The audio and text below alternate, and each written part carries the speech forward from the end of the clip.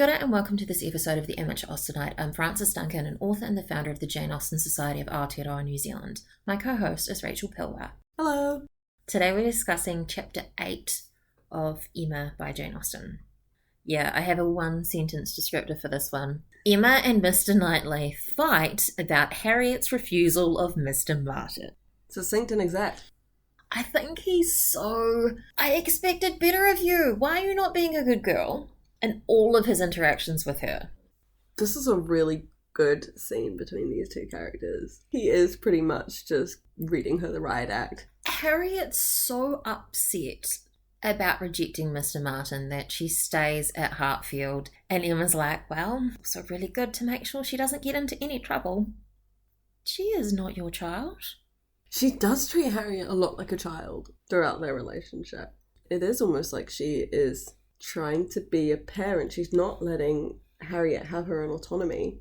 Kind of great in this chapter how Mr Knightley fights for Harriet's own rights, especially against Emma. You haven't been a friend to her. You're actually doing her harm. You're doing her a disservice.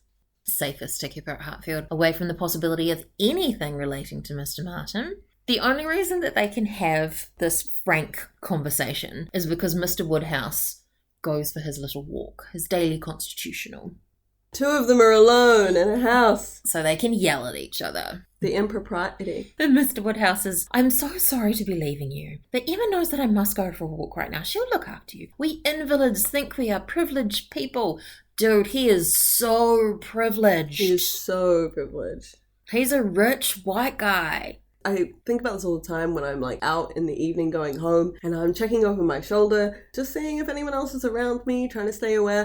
And there's just a man running down the street by himself in the dark, just he's not worried. He's not worried. I could never. I do not feel walking home. I'm already I don't know if this is safe. Where I'm living, it's a very safe neighborhood. So I'm in a very safe street, but I'm still constantly checking to see. It drives me nuts. Obviously, he's an all-white man. This is daytime. He doesn't have anything to worry about. The privilege also of he's never had to work.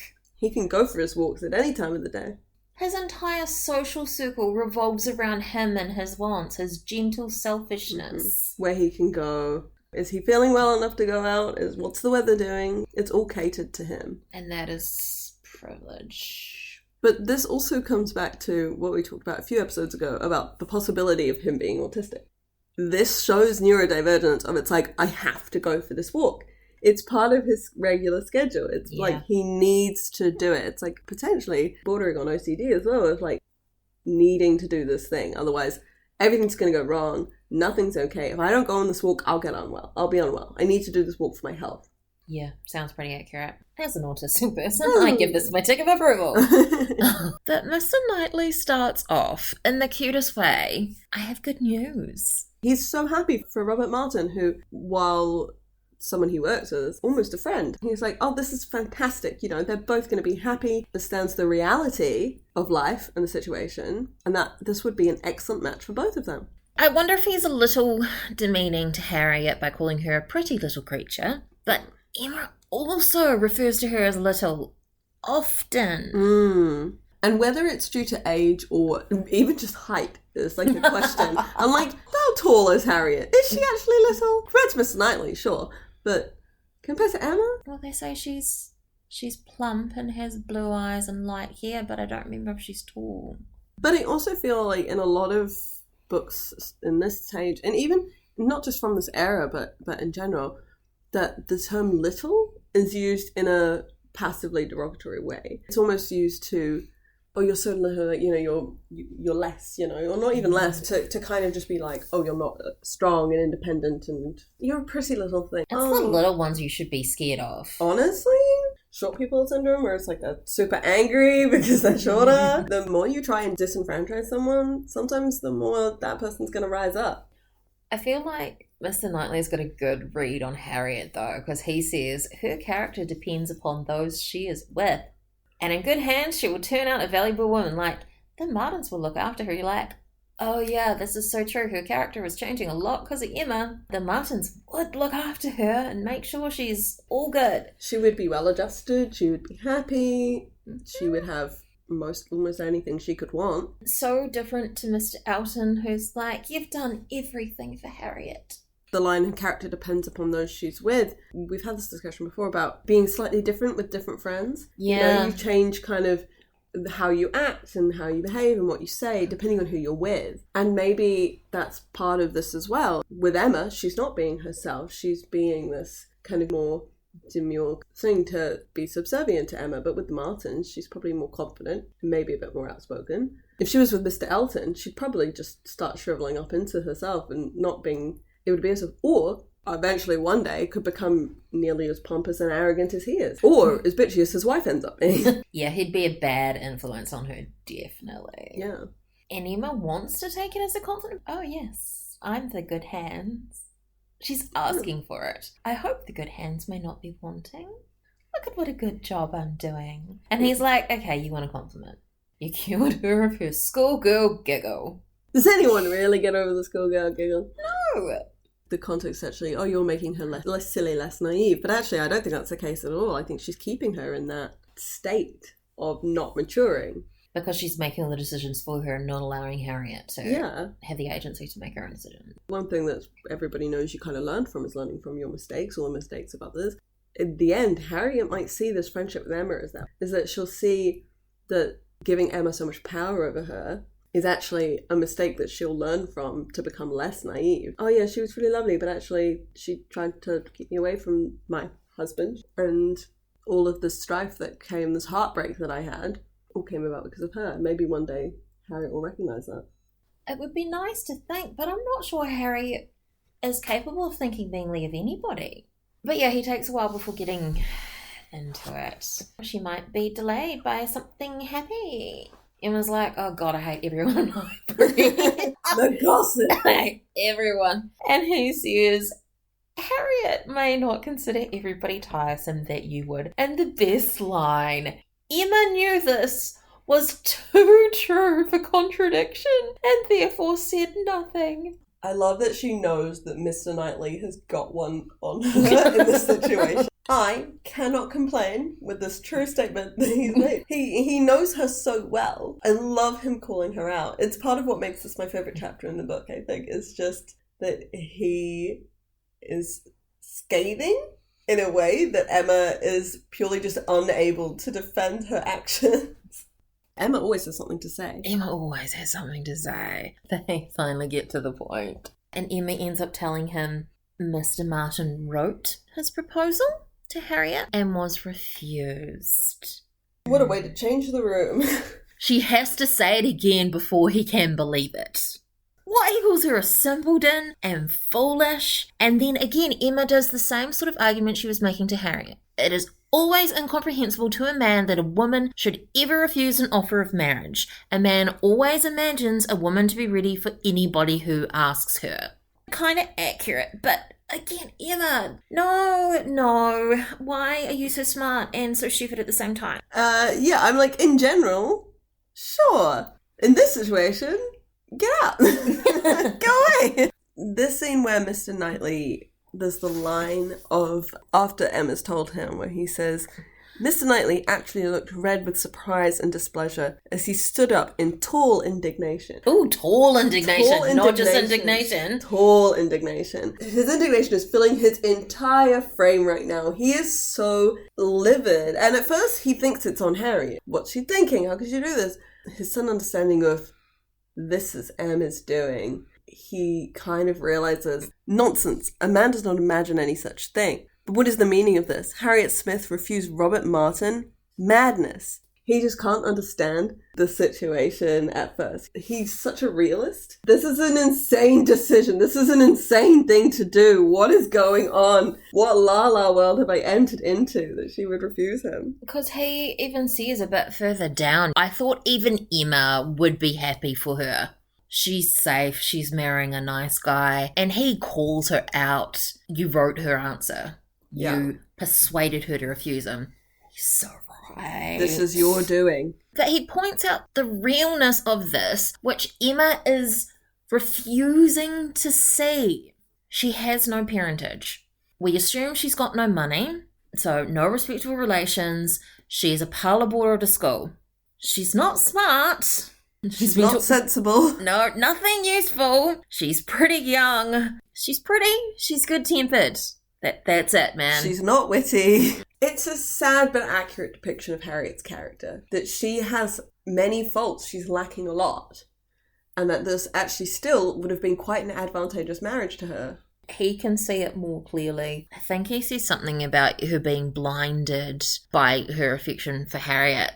I think Robert Martin's better than her. And Emma's like, she's my intimate friend. No, she's well above this guy. She's illegitimate and ignorant. He is respectable and intelligent and a gentleman farmer. What are you on? And yeah, he says that you have been no friend to Harriet Smith. I feel like the entire novel, she's no friend to Harriet Smith. Had she not picked up Harriet to be her friend, Harriet would have accepted that proposal and saved herself a lot of heartache. I mean, a lot of heartache, a lot of confusion, and a lot of instability. She might not have got to go to as many balls and parties, but... Speaking as two neurodivergents, like staying at home, that sounds freaking awesome. Yeah, very much so. We talked very early on in one of our previous episodes about Emma being lonely, which is part of why she clings to Harriet so much. As Mr Knightley points out, she's not being a good friend. And I wonder if part of that is because she has so few. She doesn't really know what it's like to have a true friend or a good friend. She's trying to do the role that Mrs Weston was supposed to do for her, right? It's true, yeah. That's the only way she knows how to have a friend. One person has to be looking after, taking care of, in quotations, the other. I guess her closest friend up until the point of meeting Harriet was Mrs Weston. And when he's like, no, she's totally into Mr. Martin. You are deluding yourself if you think she wasn't. It was most convenient to Emma not to make a direct reply. Again, she knows he's got an art of distraction. Well, this thing. Sure, once men stop marrying pretty women, cool, you can convince me then. But they fall in love with beauty, not well-informed minds. She's kind of got a point. Mr. Bennet in Pride and Prejudice, who was captivated by youth and beauty, into marrying Mrs. Bennet, who made his life a living hell. Regret the actions you don't do and not the ones you do. Mr. Bennet might not agree with that statement. He's like, I should have thought of this through more. And it would be the same if Harriet ended up with Mr. Elton. I think neither of them would truly have made each other happy anyway. She wouldn't have had enough status for him, and he would have made her life hell. Even I think when Mr. Elton marries Mrs. Elton, that they're probably going to make their life each other miserable too eventually. Like, yes, they're this current united front and they are almost perfect for each other. But I think as they get older, as her beauty fades over time, as she ages, and he's just going to get more pompous and entitled, and they're just going to drive each other up the wall. Emma eventually fires at Mr. Knightley that Harriet is exactly what every man delights in. Bewitches his senses and satisfies his judgment, as in, she will believe anything you say. And she's pretty. Then Emma goes that much further to say she is the very woman for you. You want people to just do what you want. Considering they get married, like, no, Emma. No. But is it maybe also foreshadowing to the bit where Emma has that wee bit of, oh my God, does he love Harriet? Does Harriet obviously likes him? Does he love Harriet? Because she's literally said she's the perfect woman for you. In Emma's mind, maybe, at this point, she never intends to truly get married. Maybe for her, this saying that she's a very woman for you, it's like, this is her idea of what every man wants. Harriet is the perfect wife. And maybe that's part of the reason Emma thinks she should never marry, because she doesn't want to marry someone who just wants her to be pretty and stupid. Yes, Emma's pretty, and she knows it. But she also could never bow down to any man. Which is the great thing with this scene. You can see them fighting it out. Yeah. She thinks that's what Mr. Knightley would want.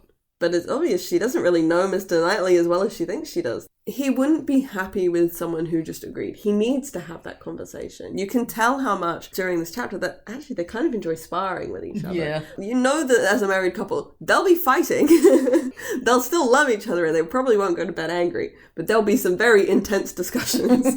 He never thought it would be bad for Harriet. He just thought it was nice for Emma to have someone to hang out with, but now he's like, no, you're doing bad things to her. And this oft-quoted sentence, men of sense, whatever you may choose to say, do not want silly wives. But they get landed with them. And again, I think it's that the not being able to have sex unless you're married. Yeah, honestly, that is so true. Like, I mean, obviously they don't really say it in these stories, but men will find other ways to satisfy those needs without being married. But to be respectable, to be able to, and also procreation, having a child, that being able to, I have a son to pass on my heritage to, or whatever, is such a, depending on what line of work or what kind of heritage you have, you know, if you've got a wealthy thing to pass it down. That's why some daughters can't receive the wealth. If there's an entail, yeah. Yeah, it's part of all of that. And so it's like, men will just marry whoever, they'll sort themselves out.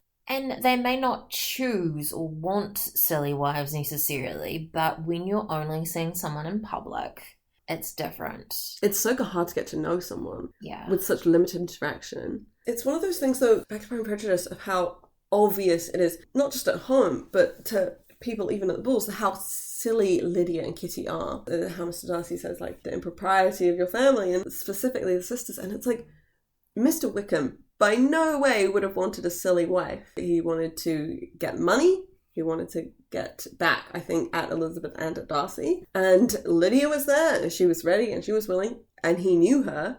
But he knew beforehand what she would have been like. Everybody talked about it. How she acted with Denny. Probably wouldn't have chosen a silly wife, but he got one. And I'm pretty sure he knew what he was getting into. But the two of them would have been miserable together.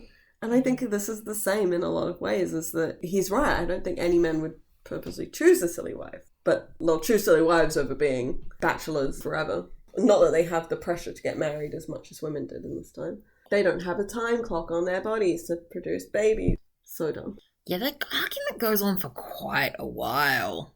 It's quite a long chapter. It's real hard for her because she usually respects his judgment. And she doesn't regret what she's done, but maybe she feels that she might have been wrong because she knows that Mr. Knightley is pretty much always right. And she doesn't want to examine that. I think it's a really interesting part of their dynamic because Emma always thinks that she's right. Like, Emma always is like, I'm doing the right thing, totally. But she acknowledges that he is always right as well. Probably more so than she is. And he even warns her off Elton. If he's the one you've got for Harriet, it's not going to happen. Mr. Elton is only showing one side of himself to Emma. Mr. Knightley is probably seeing a more fuller picture of who he is. Yeah, he does the locker room talk. Yeah. He's like, I tell you what, not only am I this hot, but I know a whole family of girls that have £20,000 each. I could marry any one of them I wanted. Oh. Ew. Yeah. Oh. Awful behaviour. It shows Emma's naivety. That she doesn't see that about Mr. Elton. She doesn't see, A, how pompous and arrogant he is, but also that he also sees Harriet as beneath him. You know, she doesn't seem to understand that. And that he wants to better himself. Yeah. She's only looking at Harriet being bettered, but not considering that most people are trying to better themselves. And that Mr. Elton would, of course, want to marry someone of wealth. Beauty and silliness isn't enough for Mr. Elton. He wants the money too. There's a certain amount of greed in his character, which is so interesting with him being in the clergy. Well, the clergy was really different in those days. It wasn't a calling, it was a job. It was about making the money. Emma wants to keep Harriet for herself, which makes me go, oh, lesbian undertone. Yes, you should totally refuse Robert Martin and stay at Hartfield for a really long time. And, oh no, it's winter, it's so cold, we should share a bed. Easily rewritten Emma right there. I'm sure there's a million versions of lesbian Emma. That would be great. Absolutely. But, Harriet's not smart enough for Emma, though. No. And Emma, I think, again, she couldn't be with anybody who she didn't truly respect as an equal, which she obviously doesn't to Harriet. I'm sorry, did you just quote Mr. Bennet from Pride and Prejudice in his speech to Lizzie before she marries Darcy? Probably, without realising it. But it's true, and I think it's true. The same with almost all of the Austen characters, all of the heroines, so they need to respect whoever they're gonna be with. Anyone that you're marrying in any time period, you better be respecting that person. You may Don't not you love understand? them, but you should respect them. Yeah. We know Austen never married. Maybe she never found someone who she can mutually respect. Back to my comment about her being a snarky bitch, yeah? Yeah. She was like, nah, all of you suck. All of these men suck. Agreed. Surely at least one person who was going to her was like, oh, well, if we got married, you wouldn't need to write anymore. Can you imagine what she would say to that? Just be like, just the bitch slap that would ricochet around the world. In Bride and Prejudice, when Mr. Colley proposes to Lolita, he says, you wouldn't have to work anymore. She's like, but I like working. I was thinking about that film the other day and I'm like, oh, Mr. Colley is so creepy. Intentionally so, though. Like, he's kind of hyped up to be a bit of a caricature. Yeah. But even compared to the Mr. Collins caricature, I feel like he's almost next level. And I mean, yes, he's also perpetuating a pretty bad stereotype, but he gives me the ick way more than any of the other Mr. Collins do. But that is one thing I'll say for Mr. Elton. Like, Mr. Elton, he gives me the creeper ick kind of vibes, but not as badly as Mr. Collins does. And maybe it's just because Mr. Collins is just so... Like, yes, Mr. Elton fawns over Emma, but Mr. Collins fawns over any woman. Like, especially Lady Catherine. Like, any woman of beauty, any woman of money. And he's just, like, oozing the grease out of his pores. So there's that weird thing that they say about Mr. Collins where he's... I can't remember exactly the words that they use, but he's, like, kind of down on himself but also confident at the same time, and it's the weird balance of the two where it doesn't balance that I think makes it so awkward and him so unattractive, because he's like, I have this great job, I'm fantastic, but also I've never been anything in my life and I'm not really that great. Yeah, he's arrogant and proud but also meek and subservient, and it's confusing. Yeah, whereas Mr. Elton is just pompous and arrogant all the time. I keep using those words to describe him, but that's all that ever comes to mind when I think about him. He's also attractive. He's also attractive, and that is another thing, Mr. Collins. Oh my god. Is that why I think Mr. Collins is more creepy? Because he's less attractive? And I think Mr. Elton is less creepy because he's more attractive? I think so, I'm so sorry. I hate that. I hate myself. That's terrible. Yeah. Mr. Elton is a couple of years older than Mr. Collins, but Mr. Collins seems like an old man. I just picture him middle-aged, and I don't know if that's just because he's often portrayed that way in most of the the film and television adaptations. The joke. He's young, acting like an old man. But Mr. Elton, he's older, but he seems younger because of how he behaves. Maybe because Mr. Elton is so new to Highbury, my brain feels like he's a young man, new to the job. This is his first parish. Because Mr. Collins, he's so established, he's got Lady Catherine as his patron. It just feels like a man who's more established in his line of work, that I just feel like he should be older, that he seems older. It feels like he's in this more secure position in life. That's technically both of them's first job, though. But Mr. Collins does have a much more secure form of income with Lady Catherine as his patron. She has a much nicer parish than Mr. Elton. Mr. Collins wants to marry one of the Bennet sisters.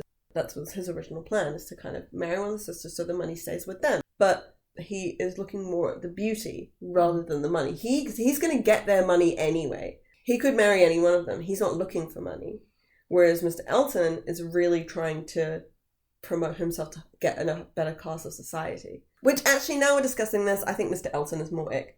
So, back to Emma and Mr. Knightley having an argument. He just walks out on her. And she feels so uncomfortable. It says that there was an indistinctness in her state of vexation. And I think it's because she doesn't like him mad at her.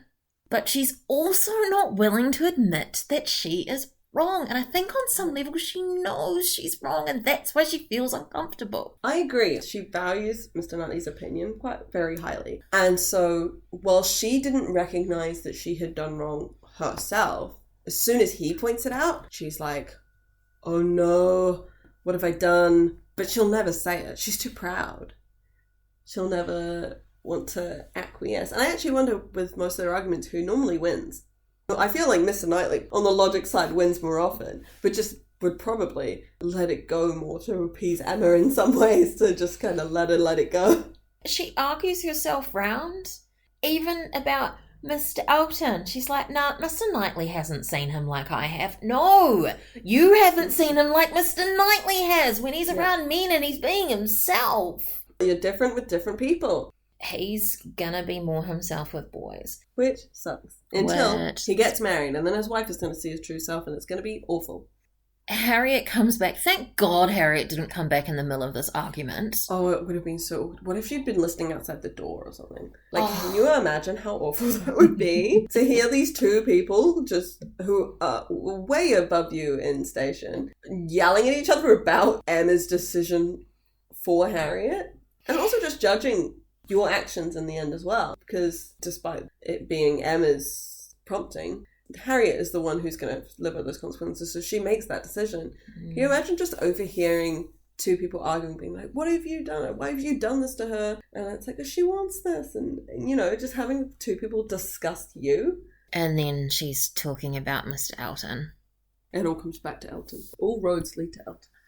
So he's a big favourite at the school, and Miss Nash, one of the teachers, was talking about him and looking very significantly at Harriet, that he's got some very important business, something to do with a woman. She must be the luckiest woman in the world, looking at Harriet. And Harriet's like, oh, Mr. Elton loves me. But I'm pretty sure Miss Nash is talking about Miss Woodhouse. Absolutely. Everyone except Emma and Harriet can see it. I think they should have gone to Mrs. Bates and heard what she would have said. Because I think even she would have been... She's the biggest gossip. She surely, she's sweet and lovely and a bit bumbly, but she probably knows what he's like. Actually, Miss Bates would be a great matchmaker, I think. I think so. Well, in between her talking, she would listen enough to what people are like to get to know them, and would probably give fairly good advice. And she genuinely cares about people being happy. Genuinely cares. Only love matches. No marriage is a convenience. Emma needs to work on herself. Isn't that pretty much the whole book? It's so true. And that's our discussion of Chapter 8 of Emma by Jane Austen. I'm Frances Duncan. This has been Rachel Pilwer. Thank you for listening, and we wish you happy reading. Bye. The horror from the horror from the two of us.